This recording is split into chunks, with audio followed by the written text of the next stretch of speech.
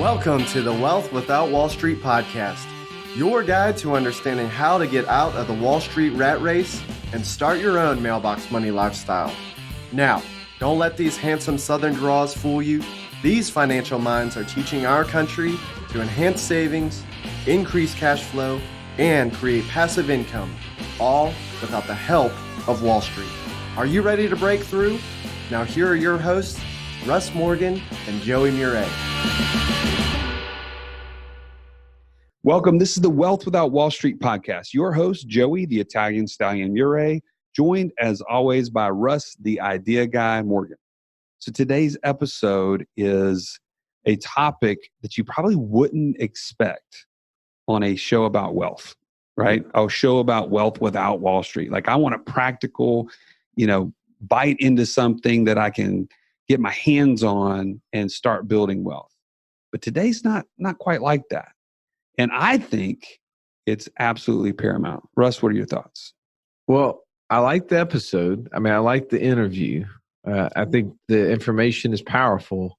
But I am questioning, how does this fit? Like, how does this fit within what we're trying to accomplish? It's not in the 5 pillars, I don't believe. Okay. So let me just kind of advocate here.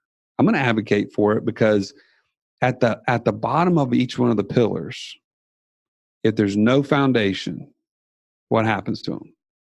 They're going to crumble, right? If you, and here's the thing, I feel like I've seen it. We've all seen the headlines. Some of the most incredibly powerful and wealthy people in the world, they allow their personal, relational, spiritual, above all else, health to go by the wayside. And they think that they can handle it themselves. And they let pride sneak in. And guess what? All the things that they were really successful at from the worldly standards that we're used to seeing on the outset, they're gone. It's gone. It's like driving a wheel. The wheel has all these spokes on it. And part of that is your physical health. Part of that is your financial well-being. Part of that is your relationships and your relationship with God. And if any one of those things is busted, the whole entire wheel is running at best. It's falling apart. So that's why I'm saying today's episode is important. Yeah. Well, I can see that. And I love the episode we did with Traylor Lovvorn from Undone, Redone. His ministry, I think, is going to hit home with a lot of people. Pornography is a real issue in this country. As a dad of a 14-year-old girl right now, like we get alerts every week from the Covenant Eyes, the apps that we use to protect our internet and stuff. And it's amazing these little apps that my daughter downloads with games and things like that. Well, behind the scenes, stuff that she doesn't even see, doesn't even know what's going on, are connected to tons and tons of these, pornographic sites. It's crazy. Like, I don't even understand the connection. I don't even understand what they're doing. If she can't see it, why it even exist? But I know that we're being tempted at lots of different things. And I know our wealth, I've seen lots of people in and around our lives that have gone through divorce, and I know that impacts wealth tremendously. I'm grateful for our wives and our marriages, and I pray for those on a daily basis. And I know that this is an area that can break up marriage. So I do think it's an important topic. I definitely can see its touch to wealth. So we're going to leave this to you. We want you to listen to this. Know that this is not our 5 pillars conversation, but when given the opportunity to talk to Traylor, we did an interview when we were at Podcast Movement back in, August, when we were down in Orlando, and we were definitely moved. I know I was. Well, I think the takeaway from this that you don't want to miss is that we all can be blinded to something that's going on. Just like you said, there's things going on behind the scenes. Whether we know it's happening or not, it's happening. And if you're not paying attention to those things, I think the moral of the story for me is start looking for them because they're there, and don't allow them to grow into something that ends up taking you off track. Yeah. This is too important. This is too important not to get distracted. So I agree. I think this is going to be good. It's not your everyday episode, but that temptation and the focus of what is pulling us away. And as he gives the analogy of trying to keep a beach ball underneath the water and it getting bigger and bigger. That was a great visual for me. And it may not be pornography for you, but it could be many things that could harm your relationships, which ultimately could, destroy the wealth that we're trying to build. So let's jump into the interview with Traylor Lovvorn. have you been listening to our podcast and wondering, am I the only person that knows about infinite banking? Or what about the 5 pillars of Wealth Without Wall Street? How can I learn more? Now is your chance. You can join the community that is learning this across the country. Go to community.wealthwithoutwallstreet.com where you can access Q&As with all our podcast guests and live group coaching with some of the top experts from across the nation. And yes, I'm throwing in the Stallion and I in that. Community.wealthwithoutwallstreet.com. Sign up. Welcome into the show. We have Traylor Lovvorn of Undone, Redone in the studio. Actually, not in the studio, live at Podcast Movement. Man, so glad to be able to do this interview with you. This is a lot of fun. Here sitting beside you guys. When I tilt my head, I'll make sure that the audio comes through clear. But man, what a privilege to be on the podcast with you guys. Well, it's amazing that we get an opportunity to sit down with you and have a conversation that dives so deep into many issues. Money, as we know, has many facets, and the love of it, the strive and success to try to achieve it can also lead us down a road. So if people are not familiar with your story, give us some background. How did you get to the point where you are? And let's dive deep into some of those things. I think this is going to be a huge interview. Yeah. Well, first of all, I wish I could take a big eraser, change a lot of the details of my story, but at the same time, very thankful for where I've been and what I've learned. And really, my story is one of learning a lot through pain. And I spent a lifetime avoiding pain. One, because from my faith, I thought if I'm experiencing pain, that means I'm not doing life correctly. So that's what drove a lot of my shame is the pain. And so for me, I grew up in a small town, East Alabama, was the oldest of 2 boys. My dad was a high school All-American, so athletics was a big part of our growing up. My brother and I, he was a coach, then it ultimately became a principal. I liked him as a coach better than as a principal, actually. Yeah. But I was exposed to a pornography stash when I was 8 years old. And that became the way. I didn't really know it at the time, but that's what I went to deal with the negative emotion that otherwise I didn't know how to deal with.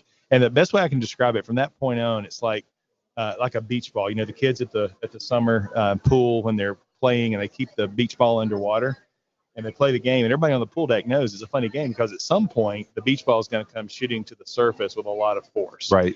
And so my whole life was stuffing negative emotion. It was hiding things about myself that I didn't want people to know, and really just managing a reputation.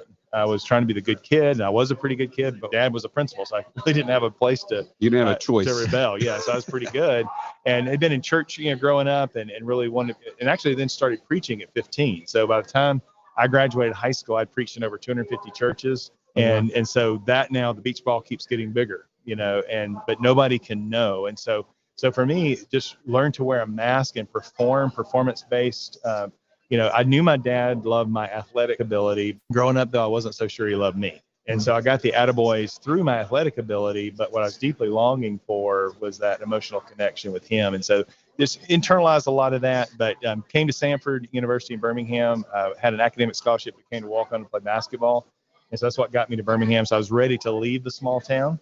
And it was an opportunity to get into Birmingham, maybe get to be known for who I was, because also growing up, my name Traylor, last name Lovvorn, everybody, a lot of Traylors and lots of Lovvorn. So just hearing my name, people kind of knew where I fit. And so that led into that mask. Well, I can't be me. Right. I need to be whatever the situation calls for. And so I just kind of learned to morph into that. So I came to Sanford, was an opportunity to kind of take the mask off, but I quickly got labeled as the incoming freshman who had preached in all these churches. So I was like, well, I can't let these guys know. So there's another layer, just doubling down, stuffing the beach ball deeper. Nobody knew about my struggle, though. I met my wife, Melody, my freshman year. We married my junior year. I planted a church my junior year. So at 20 years old, I planted a church, still struggling. My parents soon joined the church. My youth director growing up, which is the closest thing to an older brother I had, he became my worship pastor. And so at 20 years old, struggling significantly in secret with I'm my parents' pastor and my youth director's pastor. And to describe the beach ball is now huge. And so much energy just went into covering that up. I did get married that same year.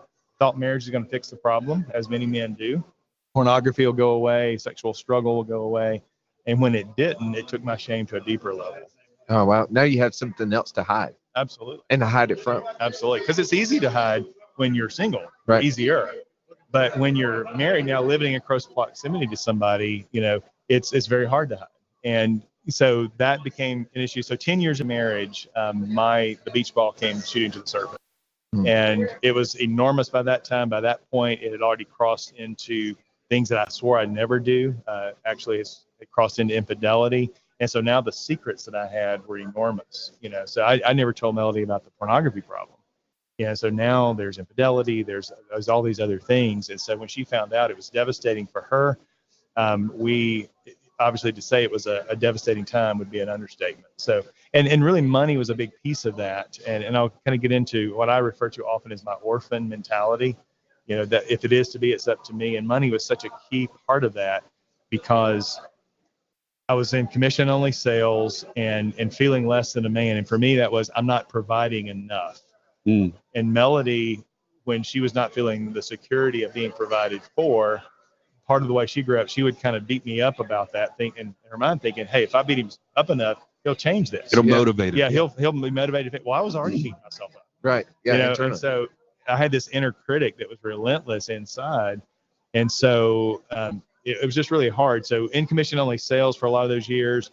And it was really a door-to-door, wham, bam, thank you, ma'am. Not my personality at all. I did it for a year, and I would drive up, meet the business owner, go through my spiel, and in 25 minutes try to walk out with a $500 subscription check. Right. And it was just knocking on doors, and getting so much rejection and not making the money. There were some Thursdays and Fridays I was at the Birmingham Library doing genealogical research. I just could not get out there and take any more rejection. But then theologically, what I did is, that was going to be the days that God was going to really open up the doors and provide. And I didn't give him a chance because I was not out there hitting the pavement. And so then Monday morning, it would just be more bootstraps. All right, this is the week. I'm going to really make it rain, and just all this money. And so it's just that constant thing. But my theology, though, the shame that I felt is that it was kind of a meet God halfway theology, that God does his part, but I got to do my part. And I knew I was completely messing up my end of the deal. So it's almost like my theology was, I've just completely tied God's hands. He can't do anything here. And so I felt like an orphan financially. Instead of seeing God as my provider, I was like, well, he's over there with crossed arms watching, wondering why I can't do a better job of providing. Why I keep wasting all this time doing things I know I shouldn't do. So anyway, it blew up. We divorced ultimately in 2002. Melody gave me so much grace and so many opportunities and chances, but I never was able to get into the root issues until after the divorce, the things that were underlying all that was driving the behavior. Well, when we were talking last night, we were just sitting there going through your story, and you were sharing some things. And I felt like you gave an analogy that really hit home, is that a lot of people, when it comes to issues like this, whether it's pornography, it's addiction, substance, whatever it may be, maybe for some people it's eating addictions, because this isn't just male, this is male and female. Absolutely. And your ministry is crossing all those different borders. But you made the point that a lot of times people, we look at this like a tree, people go and they just cut off a limb. So they go, oh man, I'm going to solve this pornography, so I'm going to just quit going to it. I'm going to shut off, subscriptions to whatever. I'm not going to, have Cinemax or whatever my outlet is to access this. And what ends up happening is they grow another Yeah, they Another got another limb, right? branches. Yeah. And so that's what I was doing. And so many of the men who come into our ministry, that's initially what they're looking to do. Help me saw off this branch, because we see the unwanted behavior that we're not wanting to continue. And so we're looking for a sharper saw, a better saw, a newer saw, a different saw. But ultimately, it's all about sawing off the branch. And that's certainly understandable because we want to remove the behavior. What I didn't understand, though, is like any tree, you can saw off branches all day long, but until the roots have been dealt with, the branches keep growing back. And often, as you mentioned, while we're waiting for that branch, or while that branch is growing back, we're often hanging out on another branch. Maybe that's more socially acceptable. Could be work. It could be alcohol. It could be some other things that we're still medicating those underlying things. And so I had to do the painful journey of going into those root issues. And what I found, and I've been working with men now really since 2009, and also coming through my own story, is that as men, we're not given permission often to feel. And especially if some of that root stuff has happened way in the past, it's easy to say, oh, that was way in the past. That doesn't impact me now in the present. But the best way I can describe it, it's almost like the big T or little t traumas from our past, the things that have happened. It's like having a computer open and you've got all these apps or files open in the background that are running, taking up processing speed. You may not know they're open, but it's certainly impacting. It impacts the way we see the world. And certainly that was happening with me. And so I was able to finally, one, say, I can't fix this on my own. Because trust me, I had a lot of opportunities and was very motivated to fix it on my own. Because part of my theology, I was trying to protect God's reputation, with this, like he needed me to protect his reputation, right. in that. But that was part of what was motivating me to keep it a secret, keep that beach ball underwater. And, to finally realize that, someone else outside of me has got to help me really understand this. Because when we live it, it's like we don't see the forest for the trees. That's right. It's our reality. It's our normal. And it takes someone outside who's got the training to really help us know how that impacted us. And just, I think for men to, everybody who's listening, say, hey, things do impact us and it does still show up. And we need to learn to feel the full range of emotions. And that was certainly my whole thing. I think I shared last night. I took great pride in being the even keeled, just not feeling. Not feeling showing at all. emotion. Yeah, and that was some kind of spiritual, superiority kind of thing. Like, Right. Look at that Trey. He doesn't feel anything. Nothing phases him. But I was a walking dead man. I mean, that's, you look at an EKG, a flat line is pretty negative. It means you're dead, right? You're not going in the right direction. No, exactly. And so learning the highs and lows, that's life. And learning how to manage that. And that really is a word that I've come to understand from my own. I needed emotional resiliency. I didn't have that. I didn't know what to do with emotion. So I just stuffed emotion. And I found that that's a lot of what men and some women do as well. And for me, finances was one of the big things. See, here's proof I'm not doing it right. Right. So that was almost feeding the ongoing issue. Exactly. So let me back up a second. Something that you said was private, secret. And I'm just thinking, okay, I'm listening to this, someone else is listening to this, and they're saying, I mean, Trey, like, that's secret. It's something that I'm dealing with, but it doesn't affect anybody else. Yeah. So what would you say to that person? Yeah, well, we have a saying that we often refer to in our recovery ministry, that we're only as sick as our secrets. And for me, I thought it was all secret, just impacting me, but really it was the secret that was like a cancer that was growing on the inside. Because I was constantly trying to numb out. I was trying to not feel it.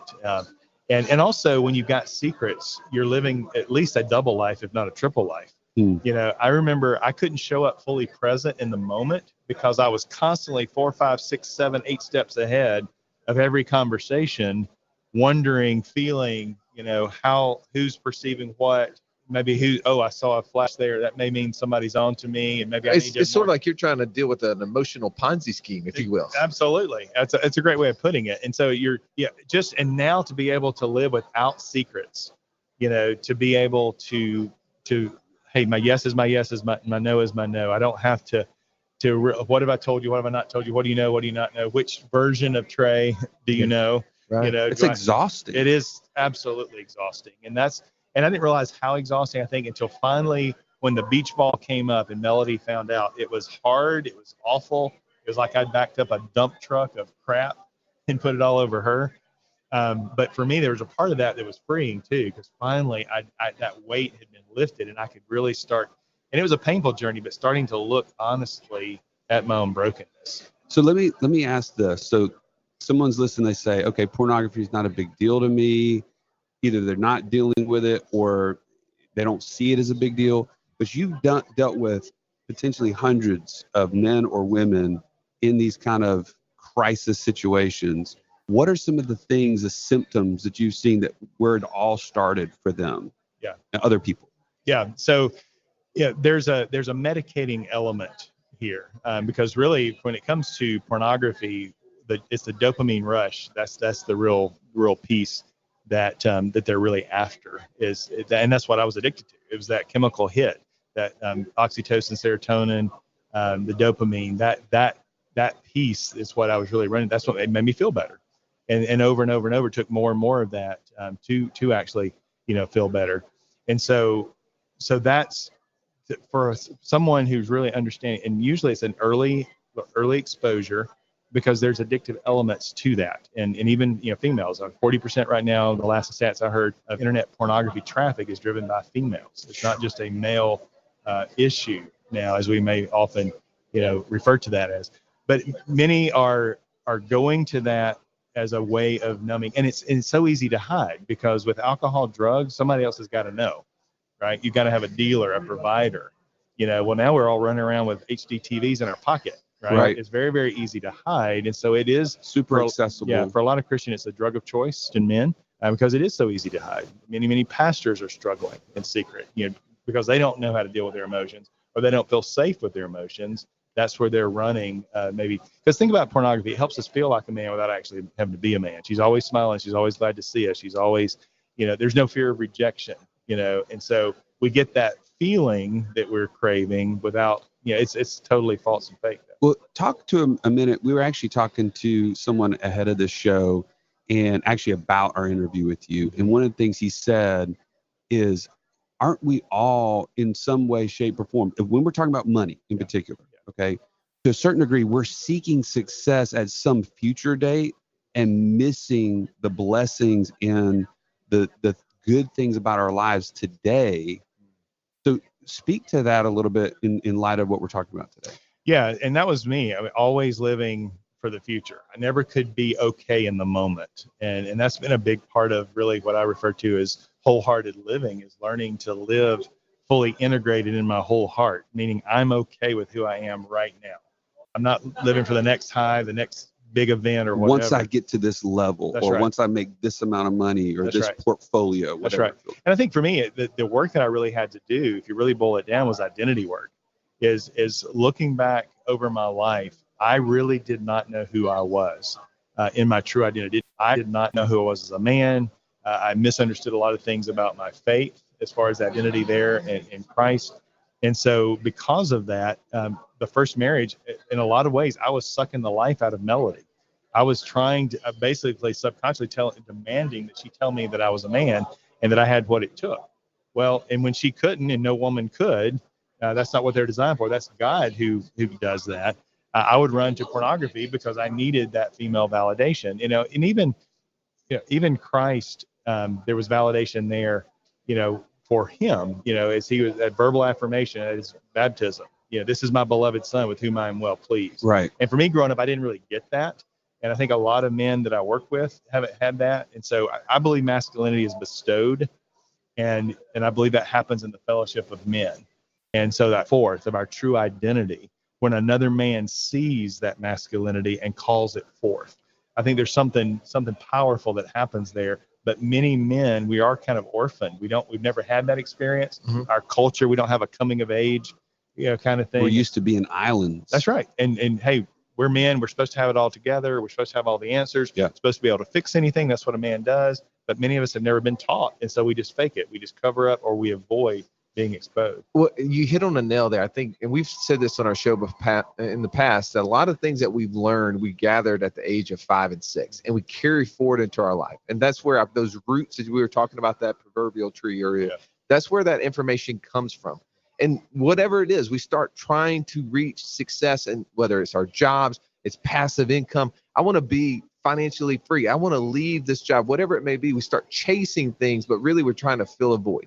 And we see this in Hollywood and in athletes and other people who we believe they have accomplished everything, but yet they're in life and you see train wrecks happening. You're like, they've got everything, but it goes back to they're trying to fill a void and they're filling it with the visual, the tangible, and not dealing with those hard issues that go down deep. So when you're in your ministry and you're having these conversations, help us understand like where you're seeing these people make transformation, where they're really starting to identify with these issues that happened maybe early on as a kid, and whatever it was that's helping them like cut those roots out so they really can replant the tree. Yeah, I think for the men that I work with, and I have a lot of conversations you can imagine over coffee that, they tell me their story, everything's just blown up, and they're terrified if they're married, they're about to lose their family. Right. And I get that fear. I've lived that. And I speak to that fear, but also tell them that, hey, I know you want to save your family, but we don't have any guarantee there, but we can save you. Yeah. And helping them realize that they're worth a better story, that they're worth pursuing something, that pornography is also detrimental to them. Because many of them say, well, if I'm single, then this is what men do. And that's a fallacy as well. And so really inviting these men and what I say to them is, listen, if your wife stays or she goes, your path is the same path. If you're really discovering or wanting to be whole and be on a path toward healing, because if she leaves and then they choose a different path, and they have to wonder, is this really the path? Because was it really all about her to begin with? And that's never going to be motivating enough just to save the family. And so what I'm really inviting men to is a journey into their pain. And that's a very unpopular thing to talk about, because that sounds terrible. Yeah, we all want to avoid pain, because what they're coming for, they're looking for the Band-Aid and the Novocaine. And the illustration I use is, a quick story. This is where I learned it in my own journey. Have time for a quick story? Yeah. Okay. So it's 2 years after the divorce. I am overcommitted on child support. And there's a looming court date, and I have no idea how I'm not going to be in an orange jumpsuit in a couple of weeks. And stressed to the max, I'm making my living as a creative, doing web design and all that, and nothing goes quicker when you're financially stressed than creativity. Yes. And so in that place, my parents, and I'm still trying every 2 weeks to be as a father and not just work all the time, but I'm in this catch-22. I've got to work, but yet I need to be present with my family, and just all that was snowballing. So my parents had gotten a place at the beach, and they invited me and the kids to go. And so I said, yeah, that'd be great. I'll play with them, and then afterwards, I'll deal with this other stuff. So on the way down, my youngest son, he gets out. He's vivacious. He jumps out of the car quick, and he scrapes his toe on the little riser at the gas pump. No big deal. Bled a little bit. We cleaned it up. But we get there. It's a Sunday. Put the kids down, and then I'm out on the beach, and I am just screaming at the heavens. Lord, doesn't she know that if I go to jail, she's not going to get anything? I'm trying to do my best here. Can't she be reasonable? All that. I'm just having it out there, journaling and just crying out. So Monday, kind of same thing. Play with the kids. Monday night, I'm back out on the beach doing the same thing. Tuesday, same thing. Wednesday, I'm out on the balcony and I'm journaling. And Gabe comes bebopping out to where I am. And I look down at his toe, and his right foot, big toe, it looked like a little cherry tomato. It was infected. It was swollen, like it was about to pop. Oh, wow. From where it had gotten scraped the Sunday before. And I said, without thinking, Gabe, your toe's infected. It's going to hurt. But Daddy's got to make it hurt in order for it to get better. And guys, as soon as I said that out loud, it's like God said to me, Trey, Daddy's got to make it hurt in order for it to get better. And that's the best example I can give, because in that point, it completely shifted for me, because up until that point, my whole life had been avoiding pain, because I thought good Christians, the people who are doing it right, you don't feel pain. And so if I'm feeling pain, here's my proof I'm doing it wrong. But that introduced me to this idea of healing pain. Think about going to a surgeon. There's healing pain there, right? There's a scalpel that's involved. It's either the pain of the disease or the pain of the surgery, but pain either way. And so what I'm inviting men to is a journey into their pain so that they can find true healing. Because if we spend our whole life avoiding pain or numbing it out or just settling for the Band-Aid, the deeper infection, those deeper root issues never get dealt with. And so true healing can't really begin. Like in his toe, true healing couldn't start until the infection got out. Well, I think everybody's going to have that picture in their head of that story. So thank you for sharing that. I want to cover something real quick before we run out of time. You were highlighted in a movie recently. Yes. So tell us about The Heart of Man and what that was all about. Yeah. So I guess it was 2000, maybe 15. We got approached some guys who were making a film as a follow-up film to a film that they had done as a documentary called Rape for Profit on the sexual exploitation industry there in the Seattle area. And they were doing a follow-up film called The Heart of Man. And had heard about our story. We did some Skype interviews. They wanted us to be a part of that film. And so we're one of about 4 or 5 stories that are featured in the film. But the beautiful part of them is they reenact and recreate the Luke 15 story of the prodigal son. And it's beautifully done. They went to the big island of Hawaii. Unfortunately, we didn't get to make that trip. We went to Seattle for our interview. I told one of the guys, hey, I could have held a microphone, I can be, what do they call that, a grip? I can be a grip. But we didn't get to make that trip. But it's beautifully done, beautifully shot. The music that Tony Anderson, who's a composer, he's also in the film, sharing some of his story, does is amazing. But it really, if we went out and did a movie to showcase what our ministry is about, that we couldn't have done more clear what The Heart of Man provides. And it is a relentless pursuit of the Father, even in our brokenness. And that's frankly what we didn't believe. Melody and I both kind of had this background that he loves us when we do good, and he's pissed and angry when we mess up. Yeah. And we got to do enough good to keep him happy. We got to earn to even his out smile. the scales. That's right. We got to earn that smile. Right. And the transforming power of grace was that we've already got his smile. And that's what I began to get into, to understand that. And that's what brought about true transformation. Well, I just watched the trailer and I was like completely like sucked in on it. And just kind of what you were talking about a second ago, and I'm probably going to misquote this, but through that, there was a part where it kind of highlighted that this pain and struggle that you were going through at one time was looked upon as a barrier, but ultimately became a bridge. Am I right in that? Absolutely. So I see your story in that. And if you're listening to this, whether it's you or somebody you know, I mean, success is one of those things that we're always looking for. And we always say success leaves clues. Right. But there's also these clues that are also lying around that says maybe we're struggling with some issues that we need to get deeper in. And Traylor, so if somebody wanted to reach out and try to find more about your ministry and how they can get plugged in or even point someone to that, how would they do that? Yeah, so best place to go to is undoneredone.com. That's just like it sounds, all one word, all lowercase, undoneredone.com. All of our resources are there. We do have different initiatives. We have a parenting initiative called My Secure Family you'll find there. Our recovery initiative is Route 1520. It's also there on the website. We also do a weekly podcast called Undone, Redone as well. And also have a YouTube channel. So all those places they can find. And I don't know if we clearly stated this, but I'm going to steal your line, but congratulations on your divorce. Yeah. Or it didn't your work failed out. divorce. That's right. Your failed divorce. Yeah, our divorce did not work out. And we were happy about that. That's right. Well, awesome to have you here. Amazing time to be amongst all these different podcasters and to be with you as a podcaster as well. You also have a podcast. Did you share that a second ago? Yeah, undoneredone.com. Undone Redone is our podcast. So here's my takeaway from our interview today and my hope and prayer for anybody listening to this right now. You had to go through the pain to be basically healed. My hope is that someone is hearing this and saying, you know what, in my pursuit of all these things that are good things, if I take a step back now, I may not have to go through all that you did. Right. Yeah, that's my goal with this podcast today, is that people do not miss the forest for the trees, and they keep running after success and all these things. These are good things, but don't miss that all these things are connected. We just interviewed Jack Gibson a while back, and he talked about the 5 different types of wealth. One of those was relational. One of those was spiritual.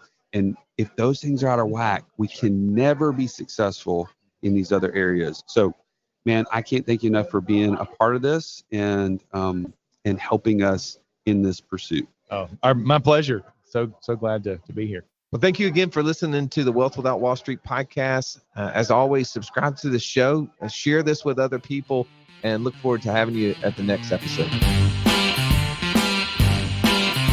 This has been the Wealth Without Wall Street podcast. Don't forget to subscribe to the show to break free of the Wall Street mindset and begin building wealth on your own terms in places you understand so that your wealth will never run dry. See you next episode.